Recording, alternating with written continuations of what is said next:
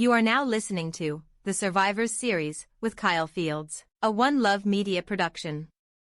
This episode contains depictions of extreme acts of violence. The content may be disturbing and could trigger strong emotional responses, including PTSD or other past trauma. Listener discretion is advised.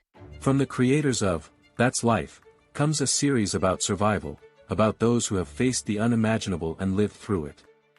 These are their stories. I'm Kyle Fields, and this is the Survivor Series.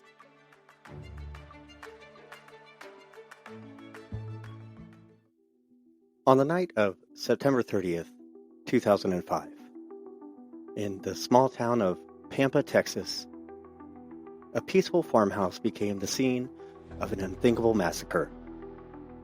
A family was slaughtered in their sleep. Their home turned into a nightmare in mere minutes. But amid the horror, one voice, a young girl's voice, made a 911 call that would shock even the most seasoned 911 operators.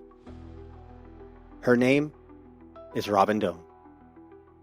Just 10 years old at the time, she survived by doing the only thing she could: pretending to be dead as a cold-blooded killer moved through her home. This is Robin's story. Sheriff's Office, 911. Ma'am, there was a shootout in my house. I don't know who's alive in my house, and I'm scared. Where are you at? 7142 Highway 70.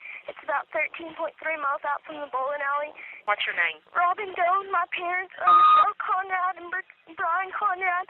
I'm scared after this, and I don't know what Robin to do. Doan? Yes, ma'am. Brian Conrad. My mom is alive. Okay, I'll stay on with you. I've got the ambulance and the fire department to come too, okay? Thank you so much. They're coming. Stay there. You don't see any other vehicles or strange people around your home or anything? No, ma'am. You didn't see a car drive off of any kind? No, ma'am. You just heard the shots fired? And I saw the lights on in the kitchen, so I'm assuming they stole some stuff. Okay. I can't believe it. Okay. And all I want right now is my blanket and my pillow. I'm scared. I know you are. I'm scared. I know. Just stay right there. Okay, he's there. I hear more sirens. Yes, they're coming. I've got the ambulance and the fire coming for you, okay? I want my mom. I know you do. I know. There? Yeah, I see another police car. Okay, that's Dennis. That's Deputy Elliott that's going to be there with you, okay?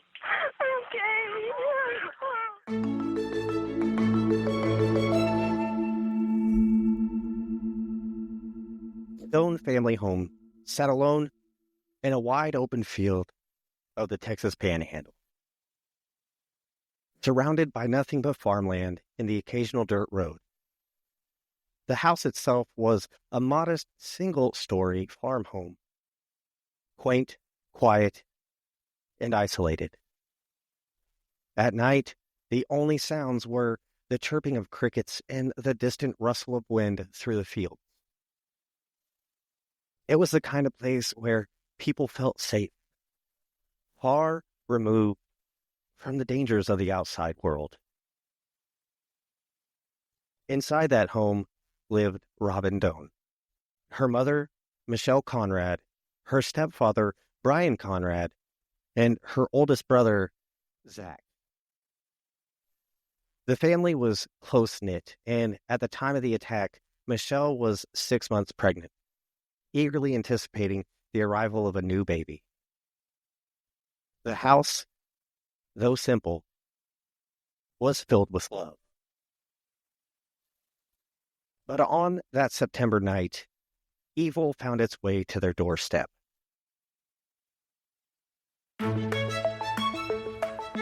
The man behind the killing, Levi King. Killer in the making, Levi King was a drifter with a violent past and a mind plagued with darkness. Diagnosed with several mental illnesses, including schizophrenia, King had a long history of instability. His life had been marred by brushes with the law, a fascination with weapons, and an apparent lack of empathy. Before arriving at the Doan home, King had already committed murder.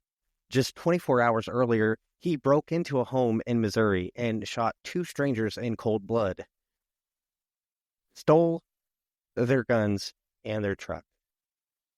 But that wasn't enough. Fueled by uncontrollable urge to kill, he stole a gun, crossed state lines, and continued his spree. One that would end at the Doan family farmhouse. The attack. It was the dead of night when the first gunshot rang out, shattering the silence. Robin, startled awake, initially thought she was dreaming, but then came another shot. And another. And another. Her heart pounded as she listened to the chaos unfolding down the hall, hearing her mom scream, the unmistakable sound of gunfire, the desperate cries of her family. She jumped out of her bed and crouched by the door to see what or who she could see. And then, footsteps coming towards her room. She raced back to her bed as fast as she could. The figure stood in the doorway. Robin squeezed her eyes shut, willing herself to disappear. A shot rang out. And then another. One bullet grazing her left arm. The other bullet missed her by inches, striking a plastic bin beside her bed. The force of it sent a sharp crack through the room. In that moment, Robin made a split-second decision. She was going to play dead. Even as she watched him turn to her brother's room and hearing more gunshots, hearing her brother moaning, knowing he was dying and there was nothing she could do. And for 2.5 hours, she did just that. Pretended to be dead. Lying perfectly still in the darkness, she listened to the eerie silence that followed the gunshots.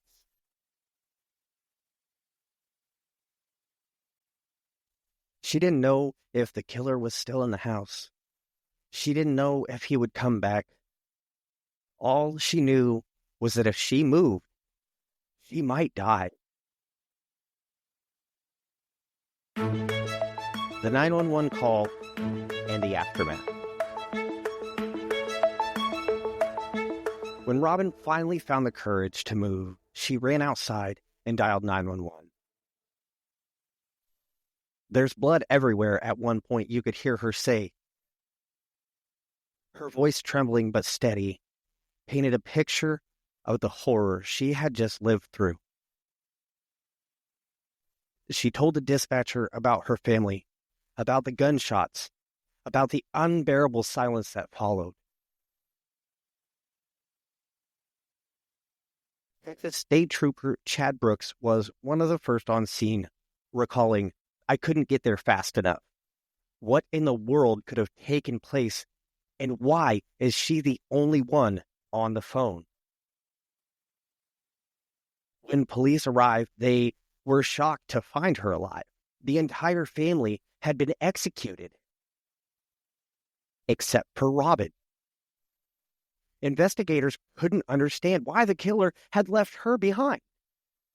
And for a moment, they even questioned whether she had somehow been involved. But as they pieced together the scene, it became clear. Robin had survived because she outsmarted a killer. her killer. Levi King was later arrested in El Paso, Texas, in the truck that he stole in Missouri, just minutes from the Mexican border. When questioned, he showed no remorse. He admitted to the murders, but gave no real reason. There was no motive. Just senseless, random violence. Where is she today? Robin Doan didn't just survive that night.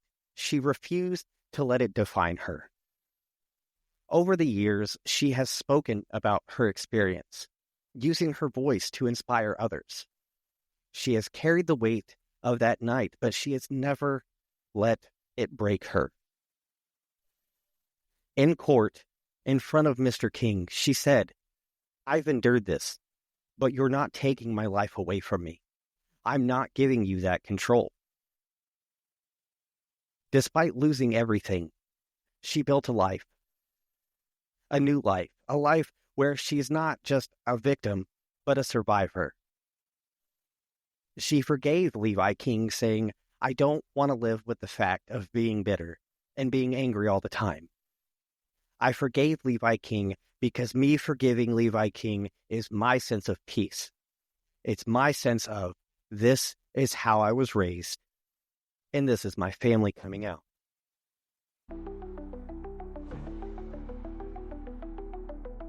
Robin's story is one of unimaginable loss, but it's also a story of resilience. She faced pure evil and lived to tell the tale. Survivors like Robin remind us that even in the darkest moments, there is strength, there is survival, and there is hope.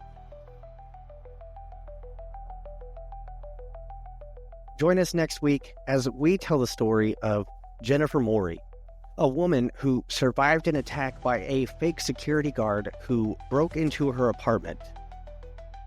Another story of survival, another testament to the strength of the human spirit. This has been the Survivor Series. I'm Kyle Fields. Until next time, thank you for listening.